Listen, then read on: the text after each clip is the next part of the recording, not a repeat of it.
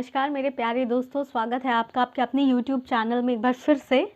तो आज के इस वीडियो में हम डिस्कस करने वाले हैं कैंडिडियासिस के बारे में। किसके बारे में? कैंडिडियासिस। ठीक है, इसका और भी नाम है vaginal east infection, vaginal candidiasis और कैंडिडल वेजिनाइटिस। इसको इन सब नामों से भी जाना जाता है इनको। अब देखिए, मैं ये बता दूं आपको कि ये यूनाइटेड स्टेट्स में होने वाली सबसे कॉमन बीमारी में से एक है। वहाँ पर गिनती भी नहीं है कि कितने लोगों को ये इन्फेक्शन होता है। तो ऐसा नहीं कि भारत में नहीं होता, भारत में भी होता है, बट यूनाइटेड स्टेट्स में बहुत ही ज़्यादा कॉमन है ये इन्फेक्शन कैंडिडियासिस, जो महिलाओं की वजाइना में ये इन्फेक्शन होता है। अब मैं आपको बता देती हूँ कि महिलाओं के वजाइना में बैक्टीरिया, गुड बैक्टीरिया, लैक्टोबैसिलाई और कैंडिडा, ठीक है, कैंडिडा एल्बिकैंस फंगस भी रहता है, ईस्ट, ठीक है, ये भी रहता है। तो जब इन्हीं बैक्टीरिया और फंगस में जब कैंडिडा एल्बिकैंस खुद को मल्टीप्लाई करके संख्या में बढ़ने लगते हैं, अपने आप को ज़्यादा दिखाने लगते हैं, तो क्या होता है? तो ये इन्फेक्शन यानी कि कैंडिडियासिस या फिर कैंडिडल वेजिनाइटिस होने की संभावना ज़्यादा हो जाती है। ठीक है, अब देखिए, मैं आपको बता देती हूँ कि ये जो फंगस होता है ये महिलाओं के वजाइना में पाया जाता है। तो डायग्नोसिस के बाद अगर कैंडिडा आ भी गया है तो ज़रूरी नहीं है कि वो महिलाओं में सिम्टम शो ही करे, क्योंकि ये वजाइना में प्रेजेंट होता है और ये कुछ क्वांटिटी में हमेशा मुंह में, थ्रोट में, गले में, गट में पाए ही जाते हैं थोड़ी मात्रा में। तो ये सिम्टम्स उभर के तब आते हैं जब ये खुद को ज़्यादा एक्सप्रेस करते हैं, यानी कि मल्टीप्लाई होकर संख्या में बढ़ते हैं।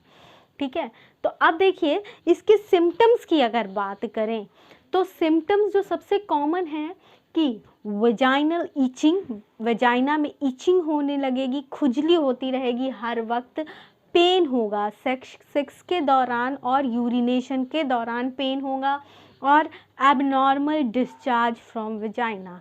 ये कुछ इसके कॉमन इन्फेक्शंस के लक्षण हैं। ठीक है, अब मैं आपको बता दूं कि ये कभी वैसे तो जनरली ये माइल्ड सिम्टम ही शो होता है कैंडिडियासिस में, ठीक है, या फिर कैंडिला वेजिनाइटिस में माइल्ड सिम्टम्स ही आते हैं, मतलब कि जो मैंने बताया, डिस्चार्ज, इचिंग, यही थोड़े कुछ सिम्टम्स आते हैं। लेकिन किन्हीं किन्हीं महिलाओं में ये बहुत ही व्यापक रूप ले लेता है, बहुत ही खतरनाक, डेंजरस फॉर्म हो जाता है, सीवियर फॉर्म हो जाता है।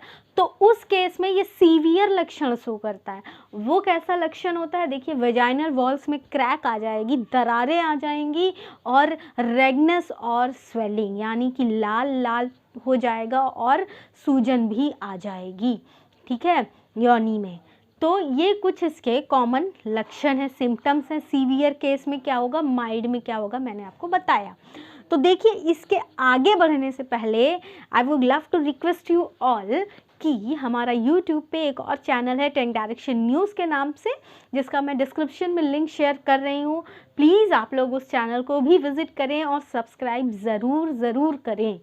ठीक है, तो अब देखिए, रिस्क फैक्टर्स की बात करें तो देखिए, रिस्क कैसे आएगा?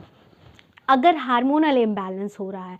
हार्मोनल इम्बैलेंस किन किन कंडीशंस में होता है महिलाओं को बहुत अच्छे से पता है। प्रेगनेंसी के दौरान होता है, और कब होता है? जब अगर आप या महिलाएं contraceptive pills, birth control pills ले रही हैं, उस कंडीशन में भी हार्मोन का लेवल ऊपर नीचे होता है।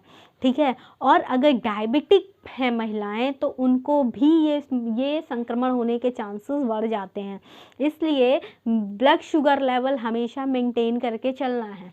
और क्या हो सकता है? इम्यून सिस्टम, कुछ महिलाओं को, जिनको किन्हीं को अगर HIV होता है, जैसे ह्यूमन इम्यूनोडेफिशिएंसी वायरस, जो कि यौन संक्रमण बीमारी है, यानी कि सेक्सुअल एक्टिविटीज़ के दौरान होती हैं। जो महिलाएं सेक्सुअल एक्टिविटीज़ में ज़्यादा इन्वॉल्व होती हैं, मोर देन 1 पार्टनर्स होते हैं, कॉन्डम का यूज़ नहीं करते, तो HIV हो जाती है। तो HIV के दौरान जो दवाइयाँ चलती हैं, इम्यून सिस्टम उसमें बहुत वीक हो जाता है।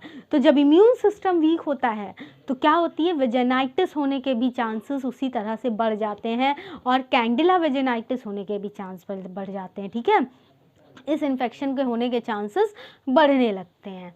अब देखिए इसके प्रिवेंशन की बात अगर करी जाए तो देखिए एंटीबायोटिक्स से भी ये होता है, तो इसलिए कोई भी एंटीबायोटिक्स लेने से पहले डॉक्टर से सलाह ज़रूर लें, तब एंटीबायोटिक्स खाएं। और जहाँ तक हो सके हमेशा कॉटन अंडरगारमेंट्स का यूज़ करें।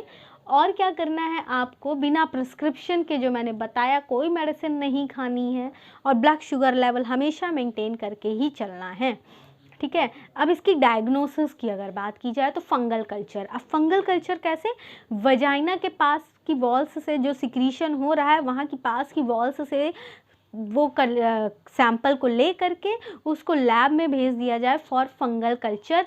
डिटेक्ट होगा कैंडिडा एल्बिकेंस का, अगर लेवल ज़्यादा बढ़ा होता है तो पता चलता है कि कैंडिडियासिस के इन्फेक्शन के चांसेस हैं, ठीक है।